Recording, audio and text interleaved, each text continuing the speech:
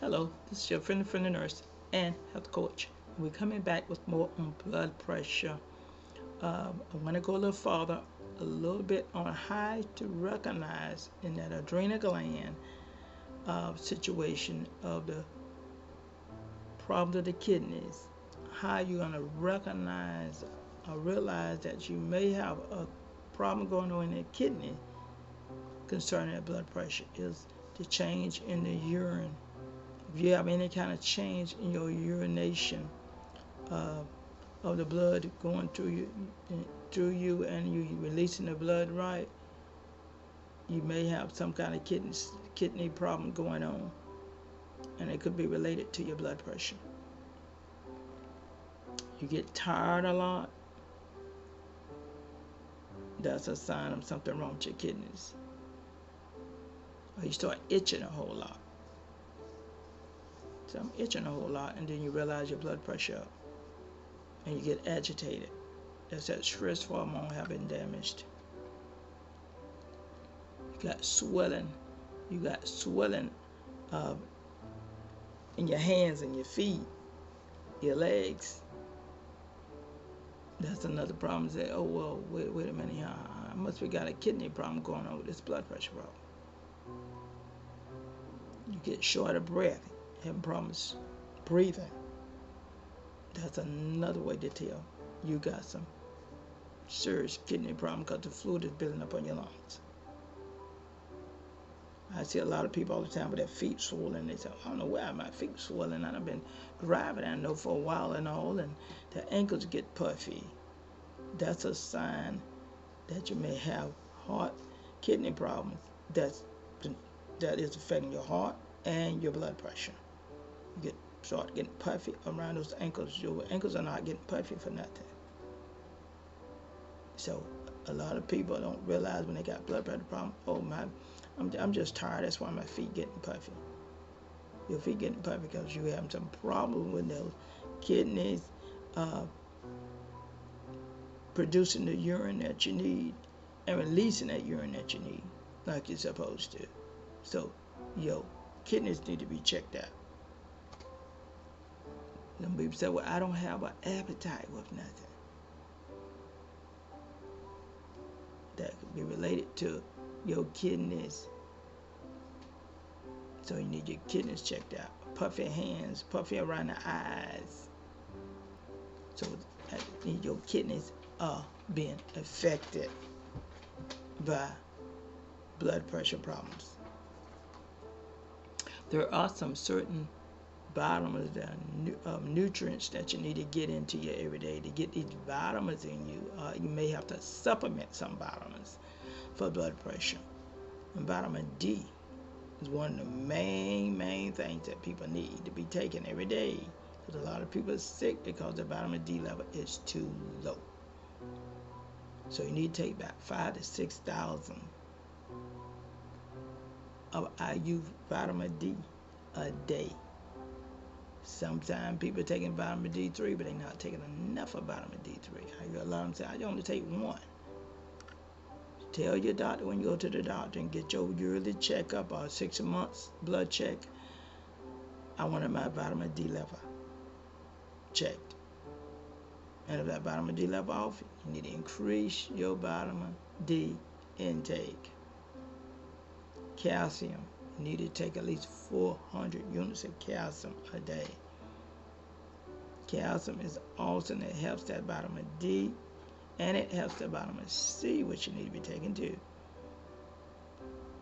Vitamin C, hey, 10, 20,000 a day is not going to harm you. Vitamin C is awesome for everything, all your cells in your body to function well. Manganese is another mineral that you need to be taking. At least 30 milligrams of those a day. Potassium, 200 milligrams a day at least. Potassium, very vital for your heart to keep that blood pressure normal. Apple cider vinegar is awesome for the heart to help keep that heart. Some people take apple pectin, what we call 500 milligrams of apopectin, which is very crucial to keep that blood pressure running where it needs to be running at. Garlic. Garlic is one of the greatest things that was given to us, is garlic. Garlic is a natural antibiotic. It's good for sugar. It's good for blood pressure. Somebody said, well, I can't stand the smell. You got the odorless garlic tablets they got now. You don't even need to worry about the smell. The odorless garlic tablets will help you achieve the same thing that garlic would do. Now I tell everybody, don't cook your garlic. Try to cut it up raw in your food before you get ready to eat your food. Just cut the garlic up, some few pieces of garlic in your food. Mix it in your food. And I know one man, all he eat is garlic. Oh my God, if he come to your house and stay so long, your whole house gonna be smell like garlic. But I don't see him sick. So he doing a terrific thing for his body to eat a lot of garlic.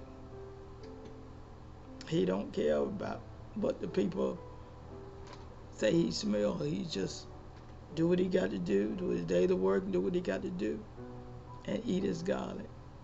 He's got a lot of energy. You don't find him sick. Garlic, very awesome. You got the hawthorn. A lot of people call me and say, what can I take instead of my blood pressure pill? Hawthorn is an awesome herb, about 500 milligrams of hawthorn. And you can get it in the tea form, you can get it in the pill. Hawthorn, very good for the blood pressure. Another herb is hoops. Hoops is like 200 milligrams of hoops, HOPS. Awesome for the blood pressure. Valerian root is another herb. It's good for the blood pressure. And about 200 milligrams of valerian root will do it for your blood pressure. Taurine, 100 milligrams. And celery. It is said if you just eat a stalk of celery a day, you can keep your blood pressure normal. Just a stalk of celery, just cut it up, put it in different parts of your food throughout the day. You'll see a big difference in your blood pressure. Celery is very, very vital for your blood pressure. Very, very vital for your blood pressure, celery is. So those are some of the herbs and some of the vitamins that we need in our blood pressure to keep our blood pressure normal. And calcium is important because it's like a neuromuscular transmitter for our nerves impulses in our body. That's why calcium is so important.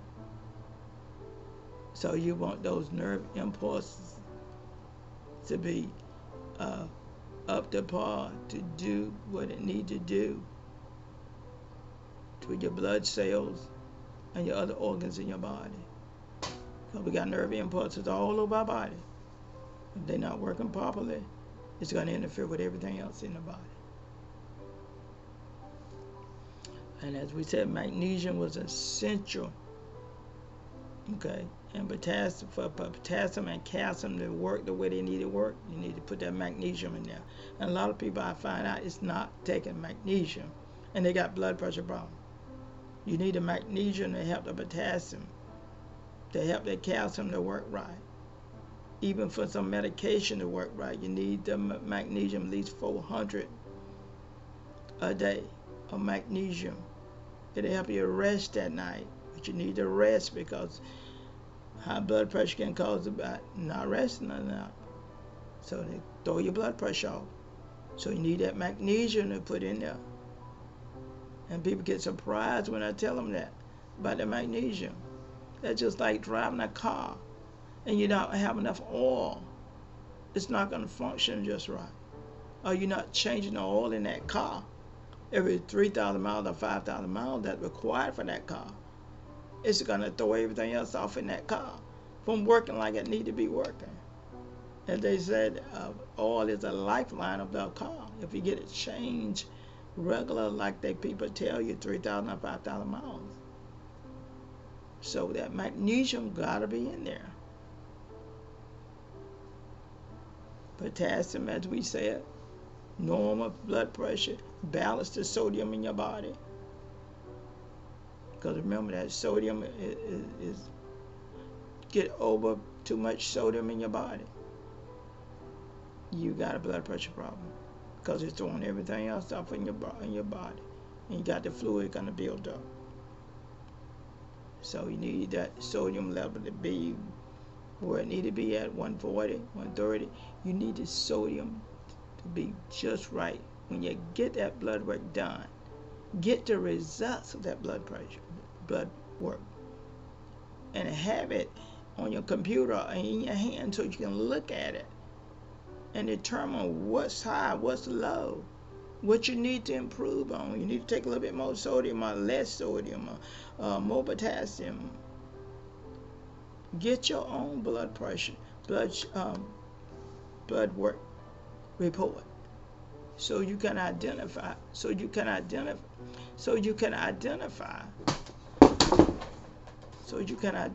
how much you need. Vitamin D helps utilize the calcium, as I said. Vitamin B6 is another necessity vitamin for proper function of your blood pressure. It controls those nerves impulses in your body and help the muscles of your heart. That vitamin B6.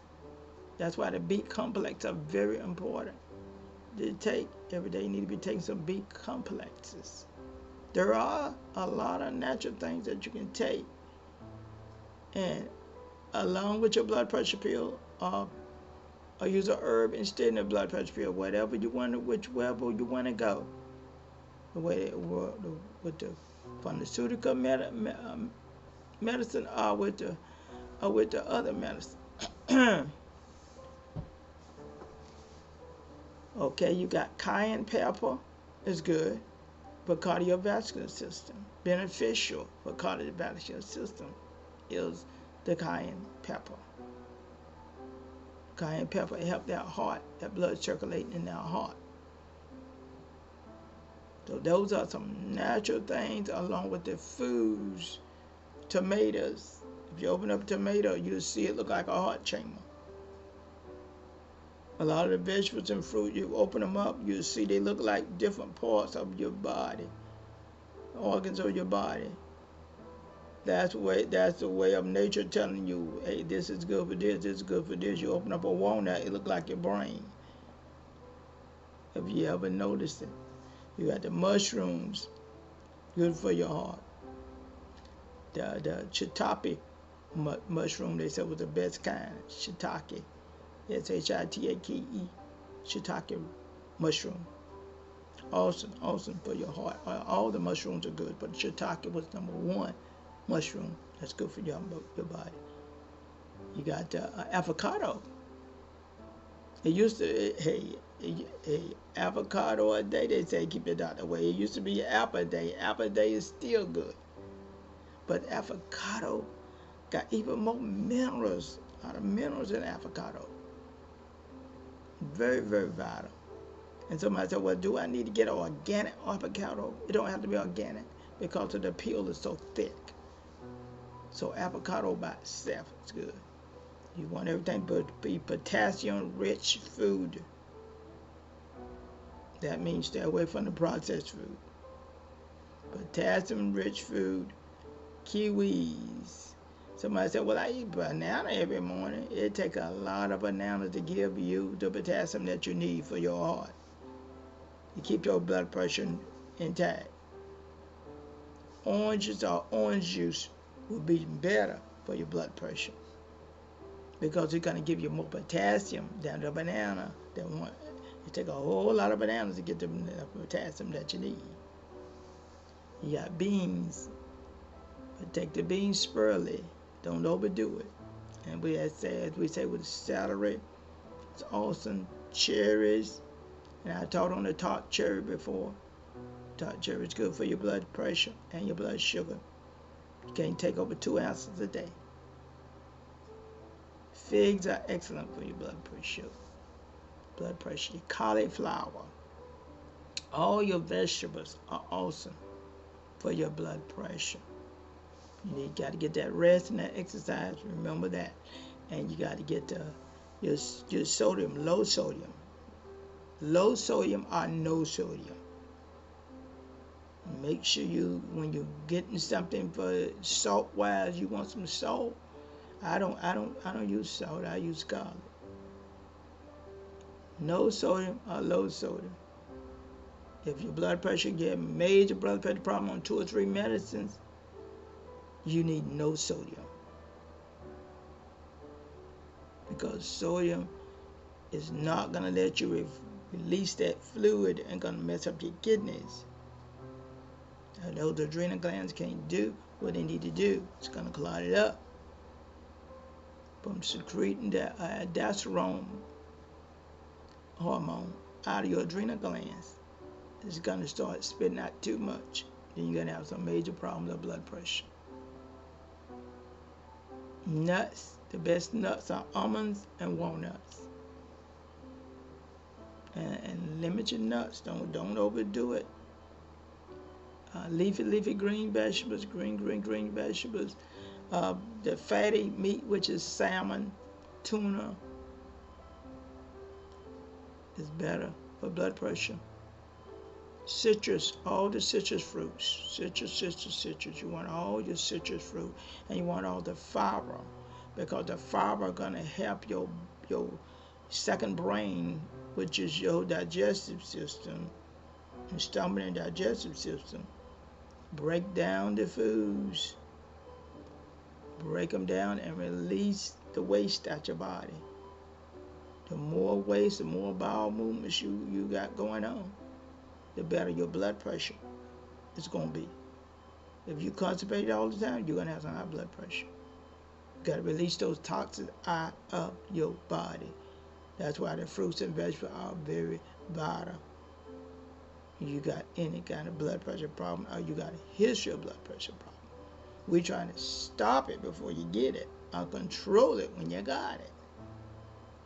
So you need all your B vitamins, and cinnamon is also for your blood pressure.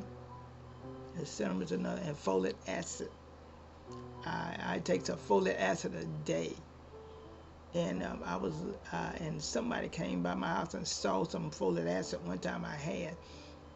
And they said, if you take one of these a day, you'll be all right. And I looked at them like, wow, how did they know that? Folic acid, 1 milligram a day, will do you a world of good for your blood pressure. And we got blueberries, awesome antioxidant. Get those free radicals, those germs, those bad bacteria, that's unformed molecules that give us life in our body, our molecules that's not formed properly. Those free radicals, antioxidant, will get rid of those free radicals and heal the damage that the free radicals cause. And blueberries are highly antioxidant, very detrimental for your body. Very, very detrimental. Flax seeds are another thing. Awesome for your body. And you got all your blood pressure pills that your doctor give you. And sometimes why they give you 2 and 3 blood pressure pills, if you want to go pharmaceutical wise, they give you 2 and 3 because they can't give you so many milligrams into 1 blood pressure pill. So that's why they're giving you 2 or 3 blood pressure pills. But along with those blood pressure pills, you're going to have to eat the right, proper foods. Now, if you're a diabetic and you got your sugar up, you're going to run into some problem with blood pressure problems. Sugar and blood pressure work hand in hand. Hand in hand, sugar and blood pressure works. So, get the proper rest you need. Check your blood pressure often. And some people say, well, I don't check it that often. I just take my blood pressure pills. You got to take those. You got to check your blood pressure. Like every day if you're on blood pressure medications. Because you may bottom out. And you wonder what's going on. I feel drowsy. I feel dizzy. I'm about to pass out. You done took that blood pressure pills when your blood pressure was already good. The doctor can't be with you 24/7. So you got to take charge and take your blood pressure every day. You know you're taking those blood pressure pills. And get to walking, get to moving around, stirring around, that regular exercise every day to keep that blood pressure stable. You want to keep it stable at least 130 over 80 or below. When you start getting high and stay high, that's trouble. Go get checked by the doctor and find out what you low in, hey, to check your blood work, and mainly check that vitamin D level and your kidneys and see what's going on in your body that's causing your blood pressure to be so high. There's a reason why it's causing it to be so high and not going down. Some people can go to the doctor and just take 4 deep breaths in, 6 breath out and relax. Take 4 in and 6 out, relax. You do this at least 40 times a day. It helps keep those lungs clear and it helps keep your stress down. That will keep your blood pressure down. We love you and we want you to have a healthy, long life. Don't forget to like, share your video, put on that recording and let you know when we coming on. And stay tuned for our next Q&A coming up soon. And we love you.